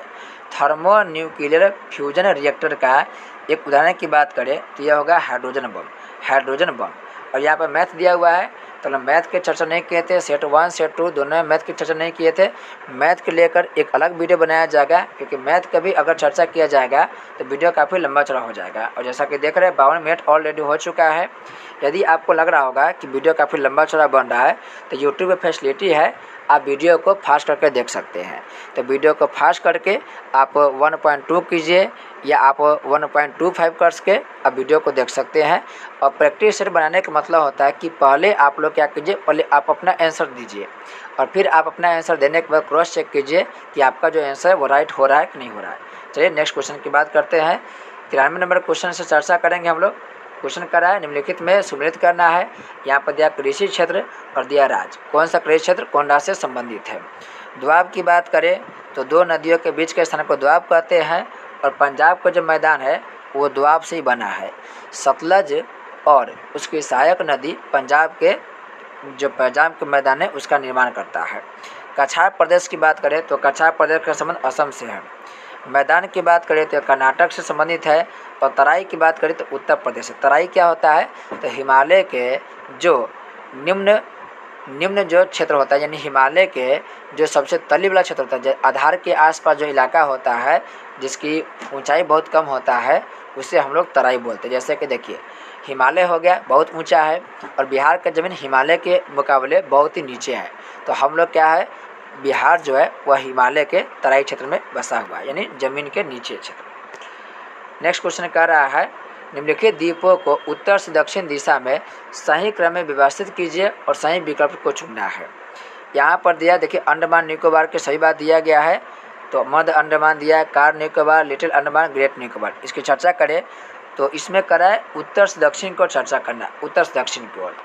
तो सबसे पहले सबसे उत्तर में हो जाएगा आपको ये नंबर, यह हो जाएगा मध्य अंडमान। सबसे एक में कौन हो जाएगा मध्य अंडमान हो जाएगा। फिर दूसरा नंबर का है तो यह हो जाएगा लिटिल अंडमान, दूसरा में लिटिल अंडमान। तीसरा में क्या होगा, तीसरा में हो जाएगा कार निकोबार और सबसे दक्षिण में हो जाएगा ग्रेट निकोबार। चौथा क्या हो जाएगा ग्रेट निकोबार हो जाएगा। आप लोग क्रमबद्ध मिला लेंगे। चलिए 95 नंबर क्वेश्चन कर रहा है निम्नलिखित में कौन सा से कथन सही है या है। तो 95 में पढ़ रहे हैं कह रहा है कि कांजली वेटलैंड पंजाब में स्थित है, यह बिल्कुल सही है। कांजली वेटलैंड जो है पंजाब में स्थित है, याद रख लेंगे। कांजली वेटलैंड कहाँ जी? पंजाब राज्य में यह स्थित है। चलिए राइट, अगला क्वेश्चन की बात करें तो अगला क्वेश्चन कर रहा है, दिए गए कथनों के आधार पर कोयले के प्रकार की पहचान कीजिए। पहला कर रहा है उष्मीयमान राख सामग्री जितना ही उच्च होता है। समझिएगा ध्यान से, यहाँ पर कह रहा है उष्मीयमान राख सामग्री जितना ही उच्च होता है। फिर कह रहा है आगे, नमी की मात्रा करीब 15% तक होती है। फिर कह रहा है झारखंड के इस प्रकार के कोयले का प्रमुख उत्पादक है। मतलब आपको 3 कथन दिया हुआ है और कह रहा है कि बताइए इसमें से जो चारों ऑप्शन है उसमें से कौन सा ऑप्शन इन तीनों कथनों पर फिट बैठेगा। यानी कि आपको यहाँ पर कोयला के प्रकार दिया है, एंथ्रासाइट कोयला के प्रकार, बिट्यूमिनस, लिग्नाइट, एक होता है सबसे घटिया पीट। तो कौन सा कोयला है जिसमें उष्मीयमान राख सामग्री के जितना उच्च होता है, कौन से कोयला है जिसमें नमी की मात्रा 15% होता है, और कौन सा कोयला है जो झारखंड में बहुत मात्रा मिलता है। तो इसका राइट आंसर हो जाएगा बिट्यूमिनस। क्या हो जाएगा जी? बिट्यूमिनस। याद रखेंगे कोयला के मुख्यतः 4 प्रकार है। सबसे अच्छा कोयला होता है एंथ्रासाइट, उसके बाद आता है दूसरे पर बिट्यूमिनस, तीसरा पे आता है लिग्नाइट और चौथा पर आता है पीट जो सबसे घटिया कोयला माना जाता है। याद रखें एंथ्रासाइट सबसे बढ़िया कोयला तो है लेकिन इंडिया में यह नहीं मिलता है। तो इंडिया में कौन कोयला मिलता है? तो इंडिया में मिलता है बिट्यूमिनस नाम के कोयला। लिग्नाइट कोयला की बात करें तो इससे क्वेश्चन पूछा गया, याद रखेंगे आप लोग। लिग्नाइट जो कोयला है वो लिग्नाइट कोयला तमिलनाडु के नवेली में मिलता है। तो तमिलनाडु के नवेली में कौन कोयला के भंडार है? तो लिग्नाइट कोयला के भंडार है। याद रखेंगे, काफ़ी महत्वपूर्ण यह क्वेश्चन है। चलिए अगला क्वेश्चन की बात करें तो 97 नंबर क्वेश्चन कर रहा है, निम्नलिखित राज्यों को उत्तर से दक्षिण दिशा में उसकी राजधानियों के अवस्थिति के अनुसार व्यवस्थित कीजिए और सही विकल्प का चयन करें। तो ज़्यादा भारी नहीं है जी, इसमें कुछ पूर्वोत्तर जो राज्य है उसकी राजधानी दिया गया और चर्चा करना आपका उत्तर से दक्षिण। तो आप देखिए त्रिपुरा, मिजोरम, मेघालय, मणिपुर, अरुणाचल प्रदेश। तो सबसे पहले ऊपर में कौन होगा? अरुणाचल प्रदेश। 1 नंबर में कौन हो जाएगा जी? अरुणाचल।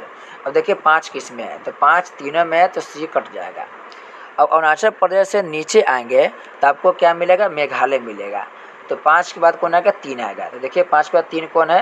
ये दोनों में है, ये कट जाएगा, ये गलत हो जाएगा।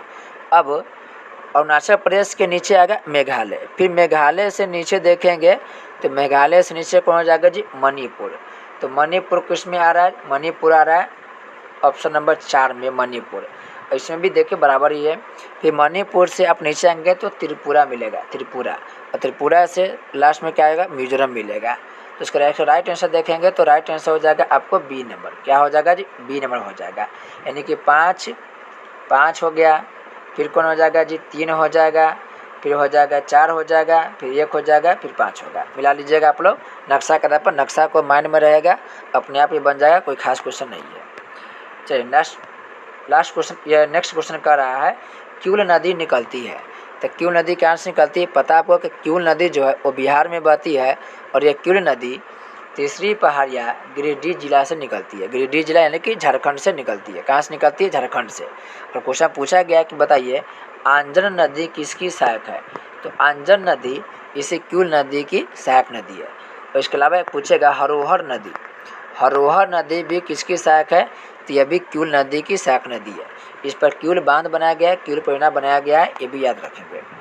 चलिए नेक्स्ट क्वेश्चन है, कह कि निम्नलिखित में से बिहार के किन जिलों में धारवाड़ की चट्टानें पाई जाती है? इसके चर्चा में पिछले सेट में किए थे। एक राइट आंसर हो जाएगा मुंगेर में धारवाड़ चट्टानें पाई जाती है। अब बिहार के जब नक्शा को देखेंगे तो मान लिया जाए कि ये बिहार है। तो यहाँ पर आप देखेंगे तो यहाँ पर फिर से देखेंगे, देखिए बिहार हो गया। अब बिहार के यहाँ पर गंगा नदी है। इस इलाके में देखेंगे तो यहाँ पर आपको देखिए यहाँ पर देखेंगे तो आपको मिलेगा मुंगेर इलाका। और इस मुंगेर इलाके में क्या मिलेगा आपको? धारवाड़ का क्रम चट्टानें मिलेगा। हालांकि और भी जगह पर मिलता है जी, यहाँ पर ध्यान रखेंगे, और भी जगह पर मिलता है। इन क्षेत्र में भी कहीं ना कहीं धारवाड़ क्रम के चट्टानें देखने को मिलता है। चलिए 100 नंबर क्वेश्चन है, निम्नलिखित में से कौन गैर भौगोलिक कारक उद्योग की अवस्थिति प्रभावित करता है? तो कौन करता है? कच्चे माल की प्रथा बिल्कुल करता है जी, बाजार करता है, श्रम भी करता है। कच्चा माल रहेगा नहीं तो फैक्ट्री लगाने के लिए पहला प्राथमिकता तो कच्चे माल चाहिए। अगर आपको चीनी बनाना है तो सबसे पहले उसका कच्चा माल यानी गन्ना चाहिए। अब गन्ना रहेगा ही नहीं तो पैसा होगा भी, बाजार होगा भी, तो भी गन्ना से चीनी नहीं निकाल सकते क्योंकि गन्ना है ही नहीं।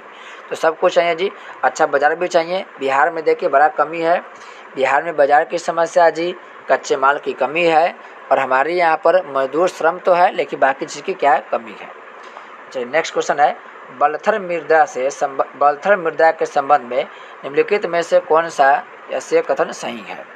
तो कह रहा है कि पहला ऑप्शन, यह कैमूर पठार से लेकर राजमहल पहाड़ियों के बीच एक संकरी पट्टियाँ पाई जाती है, और बिल्कुल यही एक इसका राइट आंसर हो जाएगा। बलथर मृदा या कैमूर पठार से लेकर के राजमहल पहाड़ी के बीच में जो भागलपुर में स्थित है उसी के बीच में संकरी पट्टी में यह पाई जाती है। चलिए 102 नंबर क्वेश्चन कर रहा है, भारत के किन स्थानों पर सर्दियों के दौरान वर्षा होती है? तो सर्दियों में वर्षा की बात करें तो फेमस है तमिलनाडु, याद रखेंगे तमिलनाडु, आंध्र प्रदेश, पंजाब, हरियाणा, ये सही फेमस है। यहाँ पर सर्दी में वर्षा होती है। आपसे ज़्यादातर क्वेश्चन तमिलनाडु से पूछता है। तमिलनाडु में लौटते हुए मानसून से ठंडी के दिनों में वर्षा होती है। चलिए नेक्स्ट है, आर्थिक समीक्षा 2022-23 के अनुसार बिहार में सर्वाधिक प्रति व्यक्ति आय वाला जिला के क्रम बताना है। तो पता है पटना के प्रति व्यक्ति सबसे अधिक है, फिर बेगूसराय, फिर मुंगेर की बात आता है। पटना के आपको प्रति व्यक्ति आय याद रखना पड़ेगा। तो पटना के प्रति व्यक्ति आय की बात करें, इसके प्रति व्यक्ति आय है 1,15,239 रुपया। और भारत के सबसे गरीब जो राज्य का है प्रति व्यक्ति आय के मामला में वह बिहार है। बिहार में सबसे अधिक प्रति व्यक्ति आय पटना के है, और सबसे कम प्रति व्यक्ति आय वाला जिला आपको मिलेगा शिवहर। शिवहर के सबसे कम प्रति व्यक्ति आय है। चलिए नेक्स्ट प्रश्न है, केंद्रीय बजट 2023-24 महिला समान बचत प्रमाण पत्र योजना से संबंधित निम्नलिखित में से कौन सा कथन सत्य है? 104 के हो जाएगा ऑप्शन नंबर डी, इनमें से सभी, एक नहीं एक से अधिक। इसकी अवधि 2 वर्ष है, इसमें 2 लाख से 2 लाख तक की राशि जमा की जा सकती है। इसके तहत जमा राशि पर 7.50% की ब्याज दर निर्धारित है। ये सब के सब सही हो जाएगा। चलिए नेक्स्ट प्रश्न कर रहा है, निम्नलिखित में मिलान करना है। यहाँ पर दिया फसल, यहाँ पर दिया खेती का क्षेत्र। तो चाय की खेती की बात करें तो देखिए चाय की जो खेती होगा वो नीलगिरी पहाड़ी से संबंधित है। नीलगिरी पहाड़ी पर चाय की खेती होगा। कॉफ़ी की बात करें तो पता है कॉफ़ी कर्नाटका में खूब होता है, और कर्नाटका में ही बाबा बुदन की पहाड़ी है, बहुत फेमस है जो बाबा बुदन पर कर्नाटक में, और यहीं पर कॉफ़ी की खेती होता है। जूट की बात करें तो बिहार में बहुत घटिया किस्म का जूट मिलता है लेकिन मिलता है, और यह जूट मिलता है पूर्णिया कटिहार में। सोयाबीन की बात करें तो यह सोयाबीन के मामला में नासिक, धुले, अमरावती, ये सभी सोयाबीन के मामला में फेमस है। अपने बिहार से याद रखेंगे जूट कहाँ मिलता है तो पूर्णिया कटिहार। देखिए बिहार हो गया, और इस इलाके में देखें तो पूर्णिया मिलेगा, यहाँ पर कटिहार मिलेगा। यहीं पर जूट की खेती काफ़ी मात्रा में की जाती है। हालांकि कोई खास किस क्वालिटी के यहाँ पर जूट नहीं मिलता है, क्योंकि अधिकांश जूट देखिएगा तो पश्चिम बंगाल और बांग्लादेश इलाके में मिलता है। चलिए नेक्स्ट प्रश्न कर रहा है, पूर्वी समर्पित माल भरा गलियारे DFC पश्चिमी DFC गलियारे के साथ कहाँ मिलता है? 106 के लास्ट राइट आंसर हो जाएगा खुर्जा। खुर्जा में मिलता है। और DFC की बात करें तो DFC के फुल फॉर्म हो जाएगा, याद रखें DFC के, यह हो जाएगा डेडिकेटेड फ्रेट, याद रखिएगा dedicated freight corridor. Dedicated freight corridor या DFC के फुल फॉर्म हो जाएगा।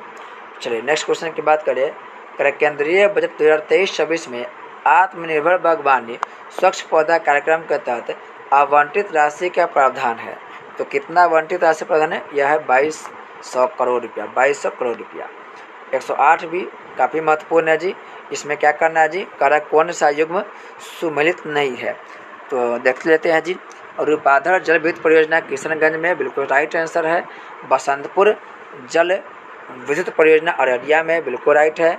पूर्वी सोनापुर, सोनापुर नहीं या सोनपुर होगा, पूर्वी सोनापुर जल विद्युत परियोजना रोहतास में। देखिए रोहतास में देखिएगा तो यहाँ पर ध्यान देने की बात है, ये पूर्वी ना होकर के यहाँ पर हो जाएगा जी पश्चिमी। पूर्वी की जगह पश्चिमी कर दीजिए, सब ठीक है। पश्चिमी सोनपुर जल विद्युत परियोजना जो है यह हो जाएगा कहाँ पर आपको, रोहतास में। जो सोन नहर है, देखिए सोन नदी जो गुजरती है, तो सोन नदी पर जो बनाया गया है बांध, सोन परियोजना, उससे बहुत सारे नहर निकाली गई है। और वो बहुत सारी नहर क्या करता है, अलग अलग इलाके में फ़ायदा पहुंचाती है। रोहतास को भी फ़ायदा मिलता है, लेकिन वो पश्चिमी नहर से मिलता है, न कि पूर्वी नहर से। इसका क्या होगा, ऑप्शन नंबर जो सी होगा वह क्या होगा, गलत हो जाएगा। चलिए 109 का रहा है, निम्नलिखित में से कौन सा से रामसर स्थल है। तो कौन सा रामसर स्थल होगा जी, इसमें से हो जाएगा, देखिए तसोकार झील बिल्कुल होगा, ये भी है, पेंगोंग झील भी है, और भोजताल। यानी कि इसके राइट आंसर की बात करें तो उपयुक्त में से एक से अधिक इसका राइट आंसर हो जाएगा। चलिए अगला क्वेश्चन है 110 नंबर क्वेश्चन का रहा है, इसमें समिति और उसके उद्देश्य को क्या करना है, मिलान करना है। पीके मोहंती, देखिए इससे पहले हम लोग सेट में आपको बात किए थे अजित कुमार मोहंती के बारे में। यहाँ पर पीके मोहंती दे रहा है, तो पीके मोहंती जो है वह बड़े NBFC का बैंक के रूप में जो परिवर्तन के उद्देश्य है उसके लिए बनाया गया पीके मोहंती समिति। तो पीके मोहंती समिति क्यों बनाया गया, बड़े NBFC का बैंक के रूप में परिवर्तन करने के उद्देश्य से। केबी कामत की बात करें तो ये बनाया गया यह समिति ऋण पुनर्गठन के लिए मापदंड निर्धारण करने से संबंधित है। ये प्रवीण कुटुंबे की बात करें तो प्रवीण कुटुंबे समिति का जो उद्देश्य है वह है बीमाकर्ताओं के शासन प्रणाली हेतु ईडीडाई यानी कि IRDAI समिति के गठन करने से, और जस्टिस VP कटके इनका जो संबंध हो जाएगा वह असम गैस रिसाव से होगा। यहाँ पर आप लोग इनके बारे में सुनिएगा। ईडीडाई की बात करें IRDAI, तो इसका गठन हुआ था वर्ष 1999 ईस्वी में। कब हुआ था, 1999 ईस्वी में। और पिछला सेट में हम लोग अजित कुमार मोहंती की चर्चा किए थे, तो याद करेंगे जी। अजित कुमार मोहंती, ये जो अजित कुमार मोहंती है ये वर्तमान समय परमाणु ऊर्जा आयोग के अध्यक्ष है। परमाणु ऊर्जा आयोग के क्या है, अध्यक्ष है। चलिए नेक्स्ट क्वेश्चन कर रहा है, उच्च मुद्रास्फीति फायदेमंद है। उच्च मुद्रास्फीति जो है वो फायदेमंद है। कहाँ से फायदेमंद है, तो सरकार के लिए फायदेमंद है, कि घरेलू मजदूर के लिए फायदेमंद है, कि स्वर्णकार के लिए फायदेमंद है। तो यह देखिए, उच्च जो मुद्रास्फीति है वो फायदेमंद नहीं होता है, निम्न मुद्रास्फीति फायदेमंद होता है। कल आपको हम जो सेट में बनवाए थे मुद्रास्फीति के एक वक्र बनाए थे, आपको एक वक्र बताए थे, डिटेल से आपको बताया गया था कि मुद्रास्फीति जब बढ़ता है तो बेरोजगारी दर के साथ क्या होता है। देखिए इसका राइट आंसर हो जाएगा डी, इनमें से कोई नहीं। यानी उच्च मुद्रास्फीति फायदेमंद नहीं होता है, लेकिन यहाँ याद रखिए निम्न मुद्रास्फीति जो होता है वो फायदेमंद होता है। यदि आपको पता है तो कमेंट बॉक्स में आप लोग बताइए कि जो कल हम बताए थे आपको एक वक्र बताए थे मुद्रास्फीति के लेकर के, कि बताइए बेरोजगारी और मुद्रास्फीति के बीच के संबंध को बताने के लिए कौन सा वक्र बनाया गया है। यदि आपको पता है तो कमेंट बॉक्स में डालिए। कल ही हम लोग जो प्रैक्टिस सेट 2 था उसमें हम लोग डिटेल से चर्चा किए थे। तो याद रखेंगे उच्च मुद्रास्फीति फायदेमंद नहीं होता है जी, लेकिन निम्न मुद्रास्फीति फायदेमंद होता है। चलिए नेक्स्ट क्वेश्चन देखेंगे, निम्न में से कौन संकीर्ण मुद्रा जिसे नैरो मनी कहते हैं कि घटक नहीं है। तो इसका राइट आंसर हो जाएगा बैंकों द्वारा जारी जो बचत प्रमाण पत्र होता है वो नैरो मनी के घटक नहीं होते हैं, बाकी सब घटक है।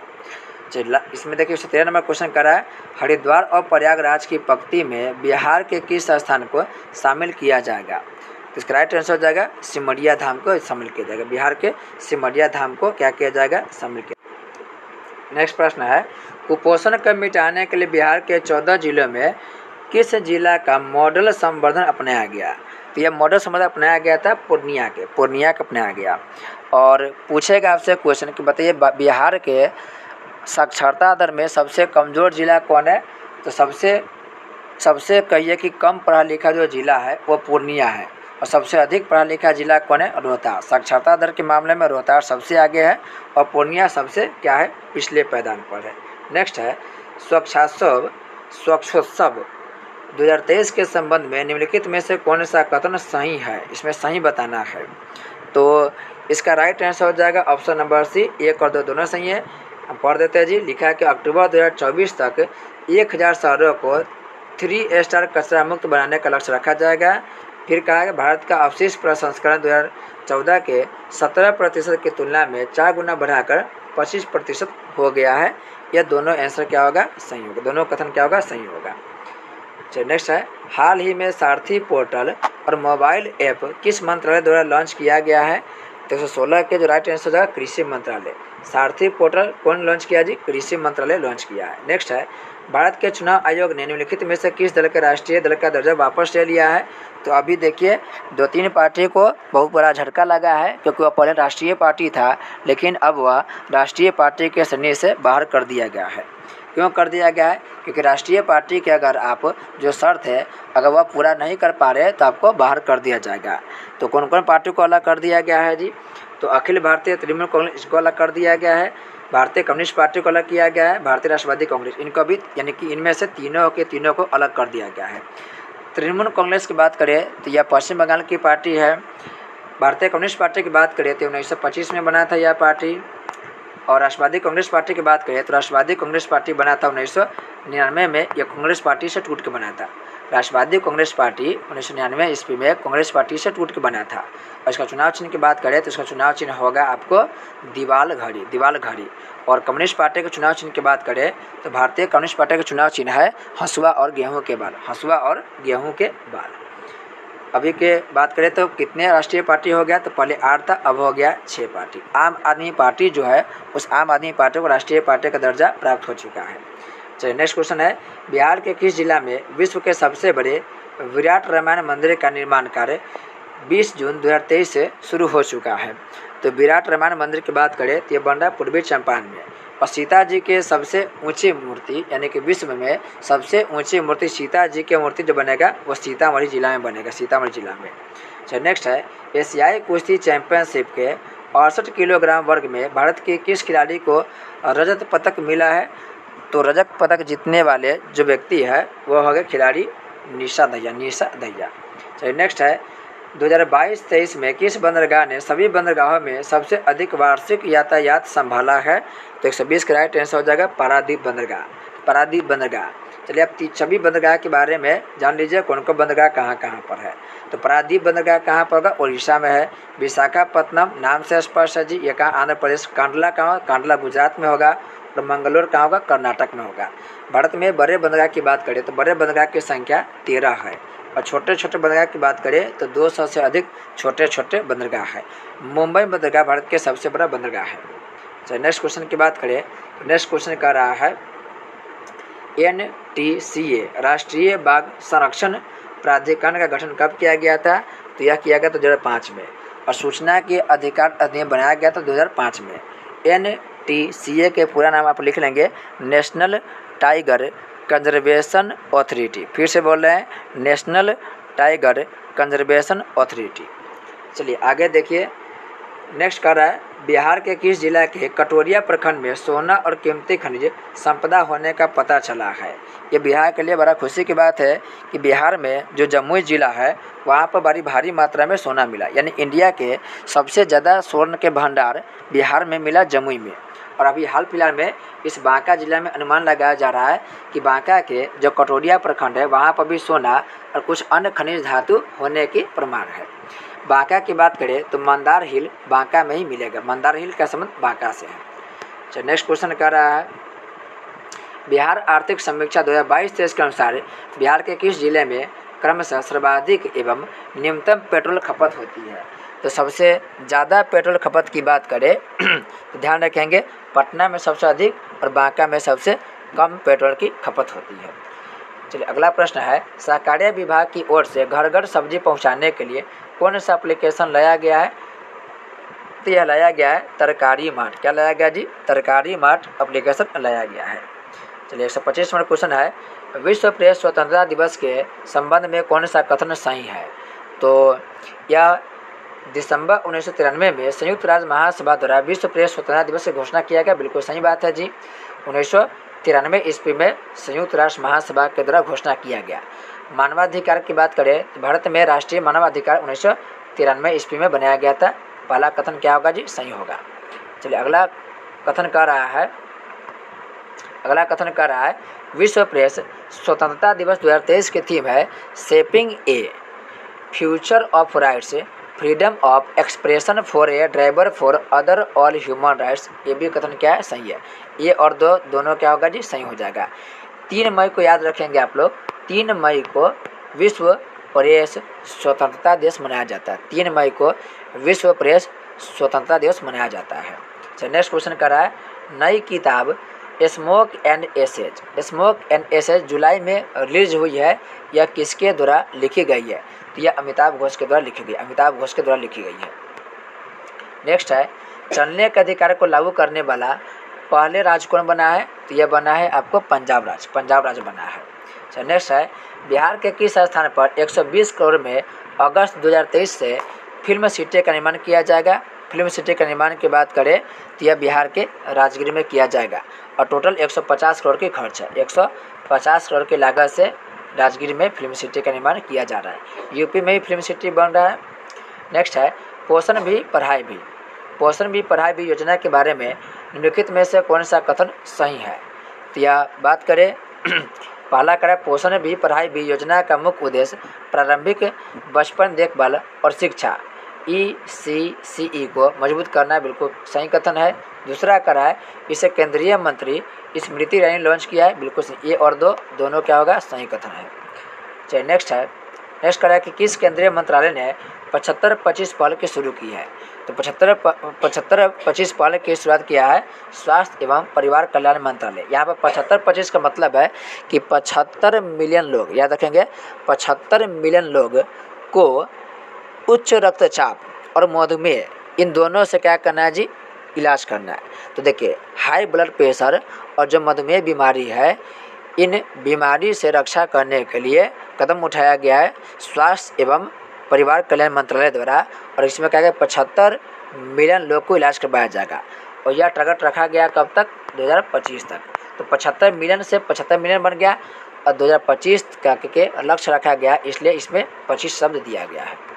चलिए 131 है वंदे भारत एक्सप्रेस का संचालन करने वाली पहली महिला लोको पायलट कौन बनाया थे? ये सुरेखा यादव बनी है। और याद रखेंगे सुरेखा जो यादव है यह भारत में पहली महिला थी जो ट्रेन के ड्राइवर बनी थी। तो 1988 में यह प्रथम महिला बनी जो इंडियन रेल में ये ड्राइवर बनी थी, 1988 में, याद रखेंगे। चलिए नेक्स्ट है किस टीम ने 2023 का रणजी ट्रॉफी जीता? तो रणजी ट्रॉफी जीतने वाला सौराष्ट्र है। हराया किसको? तो पश्चिम बंगाल को हराकर सौराष्ट्र विजयी हुआ है।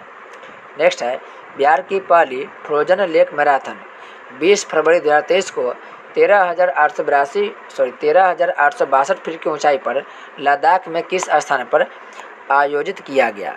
इसका राइट आंसर हो जाएगा पेंगोंग त्सो। पेंगोंग त्सो इसको बोलते हैं हम लोग पेंगोंग त्सो, या बोलना होगा तो पेंगोंग त्सो भी बोल सकते हैं।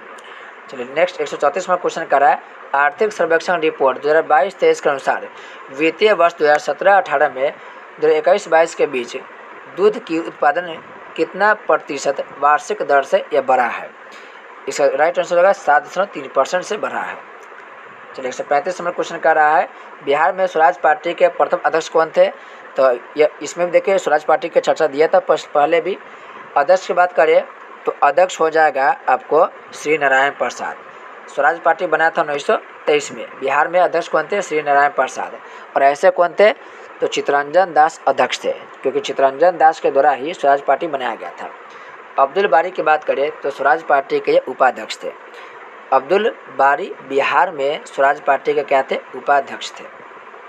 चलिए नेक्स्ट है बिहार के किस जिला में स्थित बेला इंडस्ट्रियल एरिया में टेक्सटाइल क्लस्टर विकसित किया जाएगा? तो टेक्सटाइल क्लस्टर विकसित करने की बात किया जा रहा है, यह किया जा रहा है मुजफ्फरपुर में। और कांटी विद्युत, आप देखेंगे कि कांटी एक इलाका है मुजफ्फरपुर में जहाँ पर तापीय विद्युत केंद्र स्थित, यानी यहाँ पर बिजली बनाने का काम किया जाता है। नेक्स्ट क्वेश्चन है हाल ही में रही सौर क्रांति का संबंध किस देश से है? तो कौन देश से होगा? यह अफगानिस्तान से संबंधित है। और सौर क्रांति की बात करें तो सौर क्रांति का शुरुआत हुआ था 1978 में हुआ था। चलिए नेक्स्ट क्वेश्चन कर रहा है असत्य कथन का चयन करना। असत्य कथन का चयन करना है। पहला कर रहा है सकल गैर निष्पादित परिसंपत्तियां मार्च 2020 के 8.2 से घटकर सितंबर 2022 में 7 वर्ष को निचले स्तर 5% पर पहुंच गई है। यह जो कथन है यह कथन गलत होगा, क्योंकि पहले क्या था 10% था और यह घट करके कितना हुआ है जी 8.2%। तो यह कथन क्या होगा, गलत हो जाएगा। चलिए दूसरा कथन कर रहा है, राज्य स्तरीय बैंकर समिति के रिपोर्ट के अनुसार बिहार राज्य सहकारी बैंक की शाखाओं की संख्या सितंबर 2022 में 294 थी। यह क्या है, सही होगा। इसका राइट आंसर देखिए, असत कथन को केवल 2 असत कथन हो जाएगा। चलिए अगला है, सीबीआई ने किस ऑपरेशन के तहत एक साल में 33 भगोड़ों को प्रत्यर्पण किया? तो यह किया था ऑपरेशन त्रिशूल के द्वारा। ऑपरेशन त्रिशूल के द्वारा सीबीआई के द्वारा चलाया गया है। नेक्स्ट है, परशुराम कुंड एक हिंदू तीर्थ स्थल निम्नलिखित में से किस राज्य में है? तो परशुराम कुंड की बात करें तो अरुणाचल प्रदेश में है। चलिए नेक्स्ट है, 1 मार्च 2023 को उप थल सेनाध्यक्ष किसे नियुक्त किया गया है? तो यह नियुक्त किया गया सुचिंद्र कुमार को। सुचिंद्र कुमार को किया गया। नेक्स्ट है, हाल ही में वैज्ञानिकों ने पहली बार किस अवस्था में पीजो इलेक्ट्रिक प्रभाव देखा है? आप लोग को टाइम मिलेगा तो पीजो इलेक्ट्रिक पर आप पूरी वीडियो सर्च करके देखिएगा। पीजो इलेक्ट्रिक हाल फिलहाल में खूब चर्चा में है और कहीं ना कहीं पूछने की संभावना यहाँ से है। इसका राइट आंसर हो जाएगा तरल अवस्था। तरल अवस्था आप लोग वीडियो देख के समझेंगे, क्योंकि अभी एक्सप्लेन करेंगे तो वीडियो लंबा हो जाएगा। तो आप लोग एक बार वीडियो में पीजो इलेक्ट्रिक के बारे में सर्च करके देख लेंगे। चलिए नेक्स्ट क्वेश्चन कर रहा है, भारत में दूध उत्पादन के बारे में निम्नलिखित में से कौन सा कथन सही है? इसमें कथन दिया गया है। पहला कथन कह रहा है, वित्त वर्ष 2022 में भारत का दूध उत्पादन बढ़कर 221.06 मिलियन टन हो गया है। यह बिल्कुल सही है। दूसरा है, राजस्थान, उत्तर प्रदेश और मध्य प्रदेश 2021-22 के दौरान शीर्ष दूध उत्पादन राज्य रहा। बिल्कुल सही है। इंडिया में सबसे अधिक दूध उत्पादन कौन करता है जी? तो राजस्थान राज्य करता है। चलिए नेक्स्ट है, नेक्स्ट कह रहा है कि बिहार स्टार्टअप योजना के तहत महिला उद्यमियों को सीड फंड के रूप में कितनी राशि प्रदान की जाएगी? तो यह प्रदान की जाएगी 10.5 लाख रुपया। 10.5 लाख रुपया प्रदान की जाएगी। चलिए नेक्स्ट क्वेश्चन कह रहा है, 135 क्वेश्चन कर रहा है, गूगल ने हाल ही में कौन सा AI आर्टिफिशियल इंटेलिजेंस संचालित चैट बॉट लॉन्च किया है? आपको पता होगा कि चैट GPT वर्तमान में आया है और ये AI यानी कि आर्टिफिशियल इंटेलिजेंस जो चैट GPT अभी आया है, ये काफ़ी चर्चा में रहा है। बहुत ज़्यादा काम को आसान कर दिया गया है। आपको सभी कुछ आर्टिफिशियल इंटेलिजेंस के द्वारा ही करके दिया जाएगा। तो गूगल ने चैट GPT के कंपटीशन देने के लिए चैट GPT के देखा कि चैट GPT ठीक ठाक काम कर रहा है, तो उसी के जैसा जो गूगल है वह भी अपना AI लॉन्च किया है और इसका नाम दिया गया बार्ड। क्या नाम दिया जी? बार्ड दिया। नेक्स्ट है, घोड़ा कटोरा झील किस जिले में स्थित है? तो घोड़ा कटोरा झील राजगीर में स्थित है, क्योंकि आप देखेंगे तो यहाँ पर घोड़ा जैसा रहता है, इसलिए इसे नाम दे दिया घोड़ा कटोरा झील। नेक्स्ट है, प्लास्टिक बैग पर प्रतिबंध लगाने वाला पहला राज्य कौन बना? यह सिक्किम बना है और सिक्किम भारत का हिस्सा का बना था, 1975 में बना था। चलिए नेक्स्ट क्वेश्चन कर रहा है, बिहार के किस जिले में सबसे ज़्यादा ग्रामीण आबादी है? तो सबसे ज़्यादा ग्रामीण आबादी की बात करें बिहार में देखिए, बिहार हालांकि पूरे ग्रामीण आबादी वाला इलाका है, लेकिन सबसे अधिक की बात करें तो पूर्वी चंपारण में हो जाएगा। और समस्तीपुर को बिहार के ग्रामीण जिला कहा जाता है। याद रखेंगे, समस्तीपुर जो जिला है उसको बिहार के ग्रामीण जिला कहा जाता है। इस बात को याद रखेंगे। चलिए नेक्स्ट क्वेश्चन है, बिहार के किस जिले में साक्षरता दर सबसे कम है? तो बताया था आपको, साक्षरता दर सबसे कम पूर्णिया में है और सबसे अधिक कहाँ? रोहतास में। रोहतास में सबसे अधिक है। चलिए लास्ट क्वेश्चन हो गया, राष्ट्रीय बहुआयामी गरीबी सूचकांक में भारित आयामों का आधार है। तो यह भारित आधारों का आयाम क्या है? टोटल 12 आयाम निर्धारित किया गया भारत सरकार के द्वारा राष्ट्रीय बहुआयामी गरीबी सूचकांक के लिए। इसमें स्वास्थ्य का स्तर ये आयाम में है, शिक्षा का स्तर भी है, जीवन का स्तर भी है, यानी टोटल 12 आयाम को निर्धारित किया गया है। तो इससे क्या हम लोग का 150 कंप्लीट हो गया। आप लोग जितने भी क्वेश्चन को अटैम्प्ट किए हैं और कितना आपका स्कोर हुआ है, उस स्कोर को आप लोग कमेंट में जरूर लिखेंगे। उससे पता चलेगा कि आप लोग किस स्कोर में है, सेफ स्कोर में है या उससे पहले है। वीडियो देख के 1 घंटा 24 मिनट से ऊपर के हो रहा है, तो आप लोग जब भी वीडियो को लगा के लंबा चौड़ा हो गया है तो आप लोग यूट्यूब में क्या करेंगे जी, फास्ट करके देख सकते हैं। आप 1.5 की स्पीड में या दुगुनी स्पीड में इसको बढ़ाकर देख सकते हैं। पहले क्वेश्चन के आंसर खुद देना है, फिर बाद में आपको क्वेश्चन के आंसर को क्रॉस चेक करना है। तो हम लोग मिलते हैं, फिर हम लोग कल मिलेंगे प्रैक्टिस सेट नंबर 4 के साथ। तब तक के लिए आपका बहुत बहुत धन्यवाद।